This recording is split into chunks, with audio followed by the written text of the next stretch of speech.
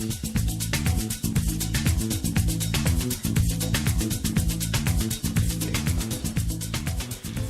right, everyone, thanks for joining us today.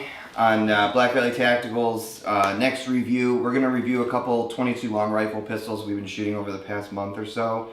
The Smith & Wesson Model 41 and the Ruger Mark IV Competition.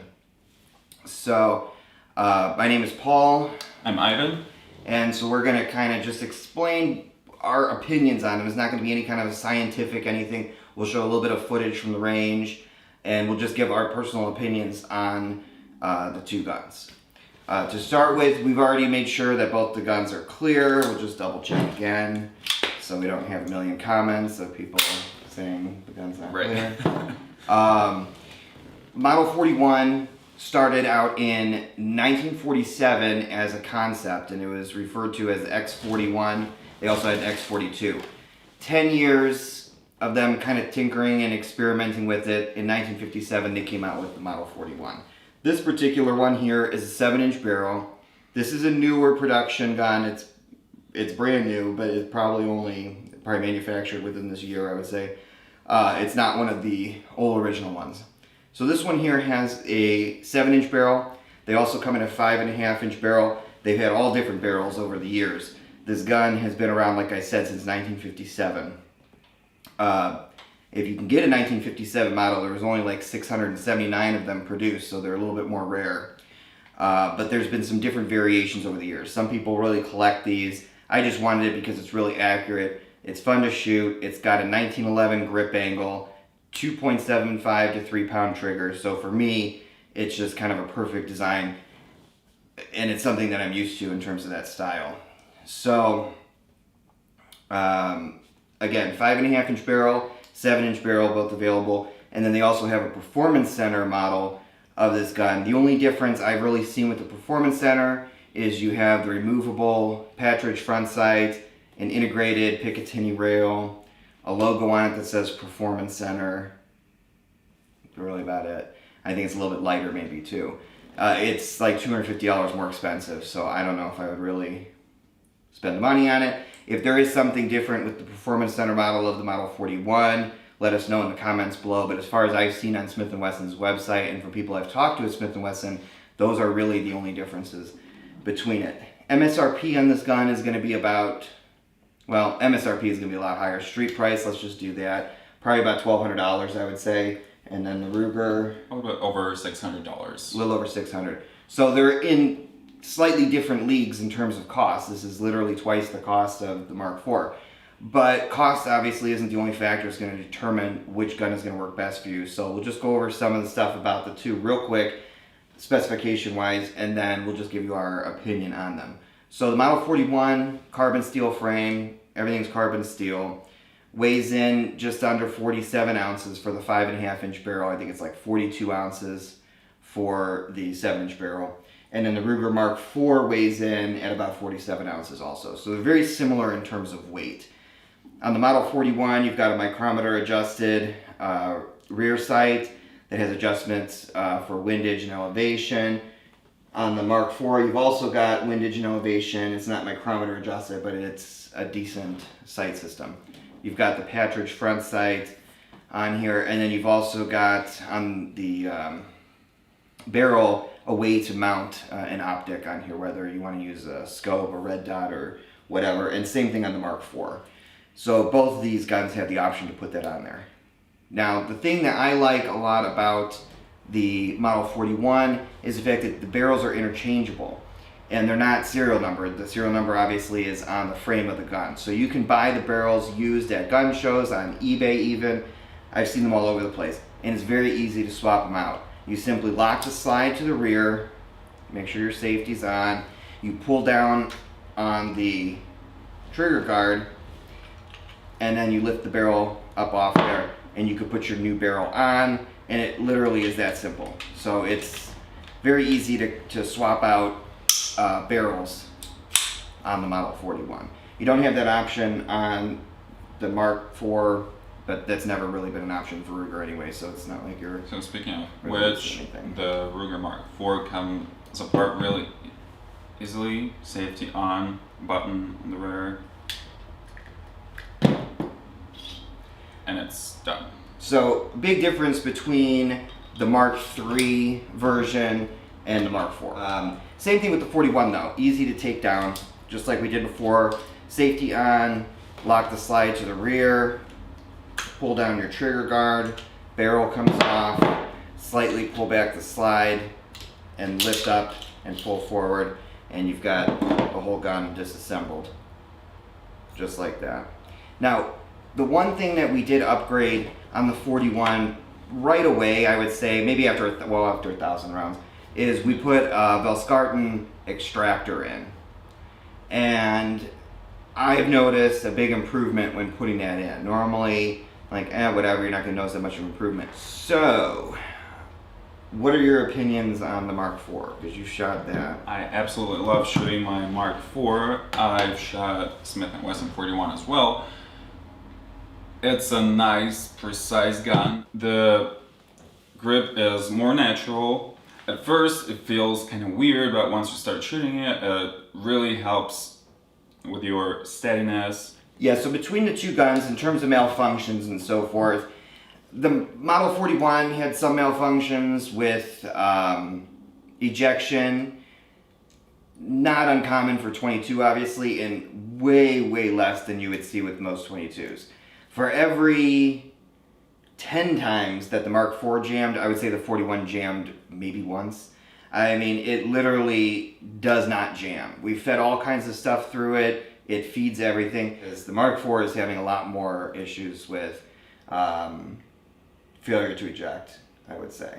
It's getting a lot more rounds that are just not coming out, or they're getting stuck. And in terms of ammunition, I think the Mark IV is more selective. So you don't want to put stuff like American Eagle or Winchester. That ammunition just was not good with this gun. Ammunition wise, we put a couple out front here. What we've seen works the best in both guns, obviously, and this is common for most 22s, is the CCI mini mags. Some people will say not to shoot the mini mags in the Model 41 because it was designed for standard velocity and shouldn't shoot high velocity stuff through it. Whatever. I mean, you know, that's determine what your personal preference is. Research it online, see if you want to go along with that or not. I shoot all kinds of stuff through this gun. I've never had a problem with it. It's carbon steel. I don't think it's going to break from shooting a mini mag through it compared to a standard velocity. It feeds the mini mags great, and the Mark IV feeds the mini mags great. The other ammunition that we found worked really well in both pistols is actually the Remington Bulk 22. Relatively cheap ammunition. This is, I mean, those of you who shoot 22 know this is cheap ammo. It's cheap bulk ammo. It's been around forever. I don't even think the package has changed in like 20 years or something. 500 rounds of this, you can find it for just over 20 bucks online. It just eats this up fine. Both guns, the 41 and the Ruger. Now again, with 22s, as you know, just because this Model 41 eats everything doesn't mean all the 41s will. So your mileage may vary on this a little bit. And then surprisingly, another ammo that worked really well was the Aguila 22 Super Extra High Velocity 40 grain. I believe all these are 40 grain. Yeah, these are all 40 grain. Buy it, try it, see what works. But we've put literally every brand of ammunition through these guns. I think there has been, in the past month, at least 3,000 rounds through this gun. And probably at least, what, 2,000? I would say 2,500 maybe. So, I mean, almost the same between both guns. I mean, we've really put them through their paces and have put all kinds of ammo through. So, CCI obviously is going to be the most expensive. It shoots pretty good, and I think you'll like it. The Thunderbolt from Remington is also good. It's cheap bulk ammo. And the Aguila, we got it on sale super cheap, like 20 bucks a brick. And so we just bought a ton of it, and it shoots really good. The only thing is it does smell weird. It's got like a that super glue smell to it, but it smells disgusting. But the CCI Mini Mag is good, Thunderbolt's good. The ones we had the most problems with was Winchester, jammed constantly. Mostly failure to fires, which is really annoying. It wasn't just extraction issues. Yeah. It would hit the primer and nothing would happen. And you could say, oh, it's the gun, it's this and that. You know, this happened on both guns. This happened on multiple guns we were shooting.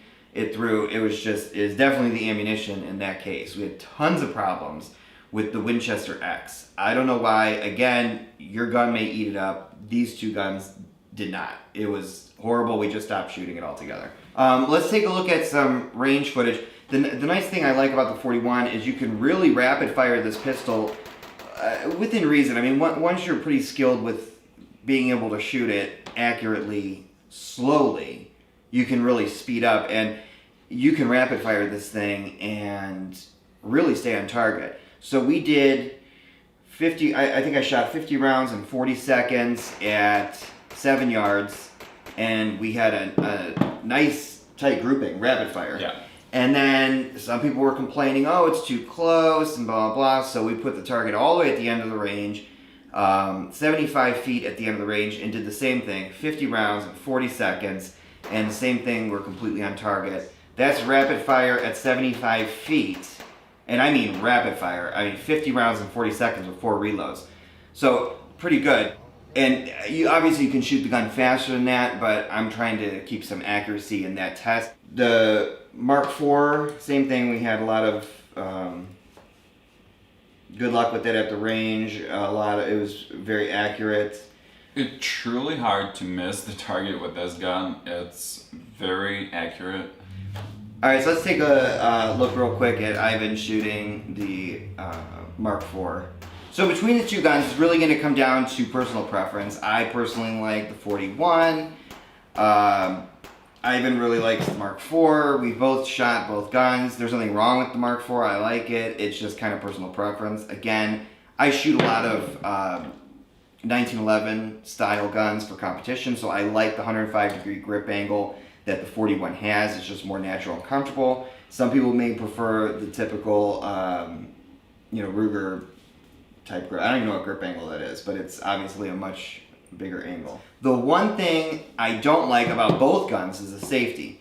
The safety on the 41 is just really annoying and very difficult to push down. You're not going to be able to really do it with one hand. Well, you can, but it's just kind of annoying to get it on and off.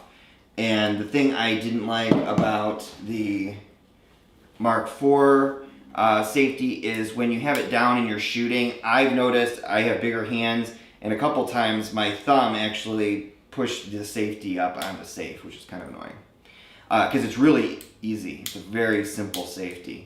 The other thing to keep in mind regarding safeties and the firing mechanisms of both guns, with the Ruger Mark IV, you want to take a look at your serial number when you buy it. If your serial number begins in 500, I think you're okay. But again, look this up online on Ruger's website to make sure. If it's below 500, they were having a recall issue, something with the safety, and I don't know. So look it up. If you do have a Mark IV, they will repair it. But I believe serial number is 500. Yeah, it's on the Ruger's website. Yeah, just check it out on there just to make sure that you're good. Obviously, no recalls with the 41 as of yet that I'm aware of. And that's about it. If you know somebody has one, go out and shoot both of them and see which one you prefer. They're completely different handling guns. They're both very accurate. They're both very good. It's going to come down to personal preference. Shoot them both, see what you like, and buy one while you can still find them. I mean, the Mark IV is still relatively new as of the time of this video, so it's a little bit harder to find them sometimes in stores. And the 41, good luck. They had like 3 at the gun stores in our area here, and we bought one of them, and I have never seen one since then. And I never saw one before lucky enough to actually get it. Yeah, so if you can find them, definitely pick one up. All right, everyone, thanks for tuning in and watching our review of the Smith & Wesson Model 41 and the Ruger Mark IV. If you like this video, be sure to give us a like. Subscribe, comment. Subscribe for sure, leave a comment, share it with your friends. Check out the videos below here, and we will see you next time on the next review on Black Valley Tactical.